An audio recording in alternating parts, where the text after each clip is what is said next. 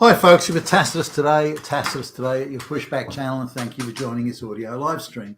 Please listen to this presentation as you would a radio broadcast. In this essay, I'd like to talk about the impact or alleged impact or supposed impact, asserted impact of mass deporting of illegal aliens from the US or in fact from any Western country. The number of illegals in the US is far greater as a proportion than in other countries, but there's still a problem that in other countries as well. In Australia, for example, it's not so much the illegals that are here that have come in illegally, like by boat, because it's a decent boat ride from the nearest other country. It's more visa overstays and those sorts of things that are the cause of the illegals population. Indians are the biggest cohort of illegals in terms of visa overstays. Now, the argument generally, though, is that if illegals are deported from, say, the US, and there's, depending on whose numbers you want to look at, in total there are between 25 and 35 million illegals. That doesn't necessarily include all the children as well, or children they've had since arriving in the US. So the numbers could be higher. Not all of them, of course, are of working age. So how many of those people, those illegals, how many of them are actually working? Now, that's hard to say. The propaganda from the globalists is that they're all working very, very hard, and they're all contributing to the economy. They're all, and this, of course, is utter and absolute nonsense. But some of them will be working. The jobs that they're working at will be low-wage jobs, typically through labour hire firms, under-the-table cash payments, underage labour, those sorts of things. So the taxes, this is another thing that the globalists try and push. Well, they're working hard, very, very hard, much harder than you would work, you damn white Nazi. They're working much harder, and they're paying taxes, gigabucks of tax, and that's bullshit too. Most of them don't pay any tax. Of the ones that do pay tax, most of them are claiming government benefits that handsomely exceed any tax they are paying. So out of all the illegals in the United States that are working, it's estimated that maybe a couple of 100,000 are producing any surplus in tax at all. And even that's a debatable point. So no matter how you look at it, these people are a drag on the US economy. Will there be the odd one or two that isn't? Well, sure. I mean, I guess there must be some. And if you're talking about numbers of 25 to 35 million, there's got to be at least one that's making a net contribution. But it won't. The numbers won't be large. They'll be in the handfuls rather than the millions, or even the hundreds, or even the tens of thousands, for that matter. I'd be very surprised if there's even in the whole United States, if there's even 10,000 illegals making a positive contribution. Now, as in economic and contribution in terms of, say, skills or bringing new skills and so on. Now, there's reason for this. The majority, not all, but nearly all the illegals are illiterate third world peasants. We're not talking about, the Edisons and the Michael Faradays and the Nikolai Tesla. We're not talking about those sort of people. We're talking about illiterate. They're illiterate in their own language, for goodness sakes. These are illiterate peasants that can do nothing other than flip burgers and push a broom. So it's unlikely that they're going to make towering contributions to any economy. So American business was polled anyway, and there are a number of these polls, in fact. And I took some notes here, so I'll refer to those now, which say how many businesses believe that deporting illegal alien workers would affect their business or affect the economy and or their business. Now, 75%, this is an average of a few things here, so I'm averaging out, but 75% there would be little or no discernible change in their business in terms of the effect on their business. And I don't know whether that means they don't have many illegal workers, or the illegal workers, if they have them at all, are so easily replaced by other. I'm not sure what the basis for making these, but 75% said little or no discernible change. 20% said maybe there's a possibility there could be some effect, but it won't be substantial. and 5% said that it would affect their business. No, there's no breakdown here of, say, a small business, like say a corner store or something like that, where they may rely on cheap illegal labour to stay open and that sort of thing. So, because you see this in Australia as well, that they employ these students to work the night shift in some of the downtown stores. Now, the downtown stores, they don't do much business during the night. Say from like midnight till 7 in the morning, or around those hours, they may only do a few $100s of business. So in order to make it viable to keep the store open, they can only employ someone very cheaply. So they go to these scam labour hire outfits that scam students and other people or illegals, it doesn't matter. And they pay them absolute shit money, like $5 an hour or $10 an hour or something like that. And but they can keep the store open. They'll make a few $100 in sales. The profits in these corner stores are like 50%. So they've got $150 of profit, and they'll pay the guy working the night shift, the illegal alien or the scamming student. They'll pay them $50 or something, and kind of everybody's happy with that arrangement. Now it's a store, but if the store had to pay proper legal wages, they wouldn't open those hours, and it just wouldn't be viable for them. And probably given that the corner store itself isn't really a viable business, because they have to rely on effectively slave labour to even keep the doors open, or even to exist in the first place. So if they didn't get the slave labour, that business wouldn't exist and those jobs wouldn't exist. But they're bullshit jobs anyway. They're only slave labour jobs. Do we want those sort of jobs in the economy? Could that money that's invested in that corner store, which is not a viable business in the first place, couldn't that money be better spent in another business or another type of business? So anyway, so having a look at effectively in the United States, business says no. It's if we lose all the illegal alien workers, it's not going to make any difference, or hardly any difference to our business. Now that's a bit of an eye. I thought that the numbers. I thought that because it's we keep hearing that business is clamoring for all these illegals, all these illiterate peasant workers. They're clamoring for it. They say, I can't get by without it. But these polls, at least, assuming we can rely on anything that's in these polls, they say otherwise. I'm nonetheless a little bit suspicious of it, because the business people that go on certainly go on public record. They all scream about how their business is going to be destroyed when the illegals are sent off. So I'm not sure about this. Anyway, let's have a look at the illegal workers. Now, again, we're talking the lowest of the low quality workers who can't even speak the language. What sort of jobs are they going to get? They're going to get a monkey see, monkey do jobs with a lot of repetition. Here's the broom, sweep that floor, that type of thing. On top of that, you find that say Jose opens up an enchilada bar in somewhere or other, and Jose's illiterate, and so he's borrowing money from some crime syndicate. Do we want that sort of thing going on? There's nothing else Jose can do. Like, he's got no skills, he's got no capabilities. You can't even read or write in Spanish, let alone English. So the effectively the mafia sort of goons, are really running and more or less own his business. He's got to pay back the loans with ruinous interest rates. So again, it's slave labor. Let's call it what it is. The only way he can have any sort of a chance, even the slightest chance of a viable business, is if he gets his kids to work there. So he's got his 8-year-old son, flipping the burgers, and his 10-year-old daughter, frying the beans, and this sort of thing.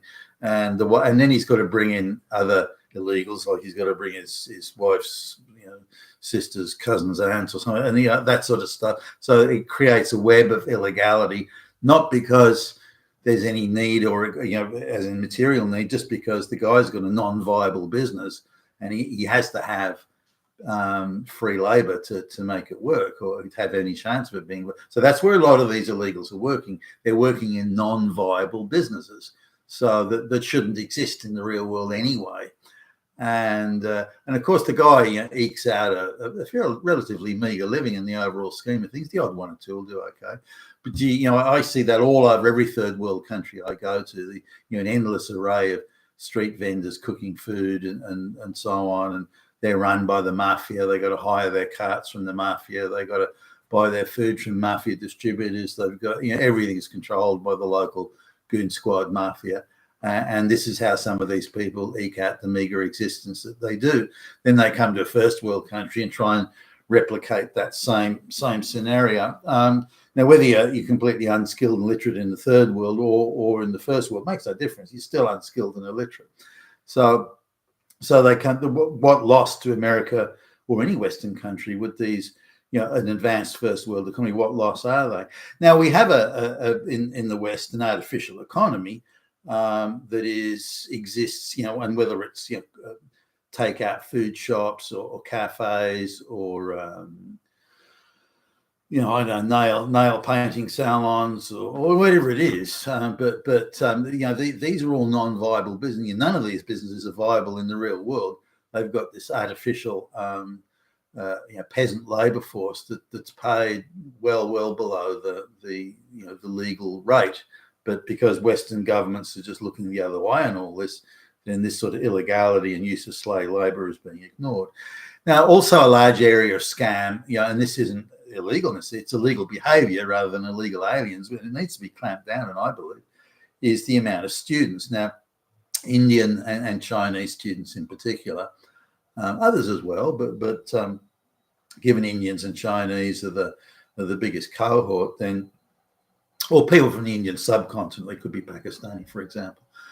They come as students. Now they come as bullshit students. They're not studying at legitimate universities or anything like that. And even if they do start off with a certain course, they'll drop out and do some sort of easy course and convert it to part-time. So they'll then can convert their visa to 6 years as a student, rather than say 3 years doing student full time. Now they're allowed to work 10 hours, for example, 10 hours a week. They're allowed to work. They shouldn't be allowed to work at all, in my view, but 10 hours a week. Now, but what they do is they register with labour hire firms under all sorts of different names. So most of the labour hire firms in themselves, Indian or Pakistani or whatever, so they're very much part of the scam and the corruption that goes on. So they register under different names, so they can work 50-hour weeks, these students, at bullshit jobs, again, non-viable business type jobs, the corner store, the takeout food store, the whatever, but they're working at those sort of jobs. Also, the Indians buy up all these franchises of, can be mobile phone shops or medical centers, X-ray chains of X-ray places and all this sort of thing, and then they just populate them with Indian students that are far exceeding their 10-hour work limit, and and they'll call themselves Ravi one day and they'll be Krishna the next or something. So they'll just change all their names, so there'll be a different person every day, with the labour hire firm aiding and abetting. So students working 10 hours a week are working 30, 40, 50, 60 hours a week, again, at corner stores and takeout food shops and so on. So this creates, of course, a massive artificial labour force but again, they're in non-viable businesses. This is, I can't highlight this enough. These corner stores, they're not viable businesses. They only exist to take advantage of the slave labour.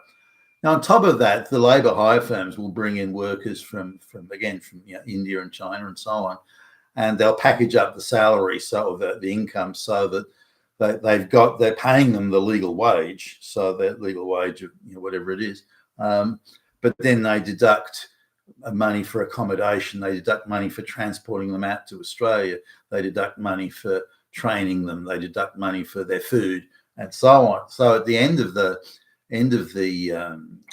week, or whatever the pay period is, end of the week, these people are left with nickels and dimes in their hands because everything's been deducted.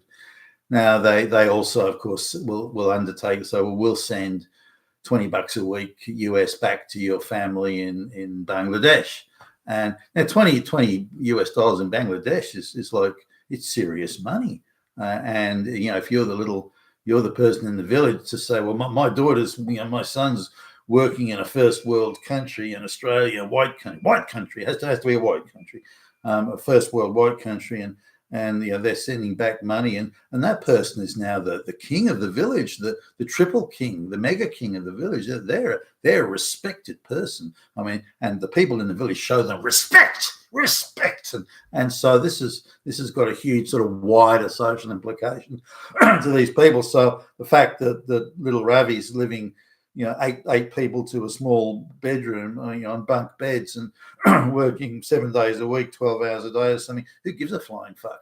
The folks back in Bangladesh are kings in the local village. So that the whole exercise is a social and economic and commercial scam from top to bottom and front to back and east to west and north to south. It's these are the people that are going to be deported. And again, whether they've arrived illegally or a visa overstays, it doesn't matter. But these are the people, this is sort of work that they're doing. Now, a lot of these businesses, again, non-viable, a lot of them are owned by Indians and Chinese. They'll just simply, as soon as they lose their slave labor, they'll just shut up. They'll shut up shop, and that'll be the end of it. But, when I look at, say, even the town that I live in, if I look at the main commercial strip in the main street, there must be, getting on for 10 takeout food and cafe type businesses just in the main drag. It's not an intensely populated area. There's no high-rise apartment blocks, that sort of thing. There's a lot of forest and green. So now some of these I go past there's 3 vaping shops in the street. I never see anybody in those shops. And some of the cafes there, again, you drive past and there's just nobody in there. And every time I drive past, there's nobody in there. Now, sure, maybe they get a rush a bit. Like to give you an idea, that the McDonald's, which is around the corner and a few hundred meters up the street, they're always busy. So it doesn't mean there isn't the customers here. But when you share them out over that many businesses, there's not enough to support them all. But some of those businesses don't have anybody, and they're the ones that have all the the Chinese and the Indians and so on are working there, and they specifically hardly have anybody in them. So there's no question in my mind it's money laundering or scams, or they're using these people to artificially create those fake skill jobs that then they can bring more people in from India and China. And also, the Indians and Chinese, they will pay huge bribes to migration agents to get them into the first world country. So these people can be making their money not out of exploiting these slave labor workers, but by collecting big payments from the family and wider family. Sometimes the whole village is contributing. They're all selling their land or just so they can get one of their people into a first world country, because the promise that is held out to them is, well, you get one of them in, then all of you will be going in. And so again, they're simple people, and they're certainly exploited heavily in that regard. So if all the illegals go, then it will create the illegal alien workers, and they're not all working. In fact, this is quite only a small proportion of the working, and the work that they do is bullshit work. It's keeping non-viable businesses alive, businesses that shouldn't exist and would not have existed had it not been for the pool of cheap slave labor. So those people, when they go back to their country of origin, remember they're in the country illegally, for good's sake. When they go back to the country of origin, there'll be some realignment, but it'll be non-viable businesses that will close down, or chains of, whether it be pizza or burger chains, that are in areas that are using, have got a heavy proportion of slave labor that's being used, through these labor hire scam firms, and they're in an area where there's just not enough business for it to be viable. Those stores and outlets will close down. But they were never viable in the first place. So it's no great loss. And then those funds will be probably reallocated to viable commercial businesses, and that's a good thing. So removing masses of illegal aliens, not only will it save on the, on the taxpayer for all the handouts and freebies that they're given, and they are given a lot, but it'll also be a benefit in terms of realigning businesses on proper commercial lines. You've been at Tacitus today, your Pushback channel, and thank you for listening.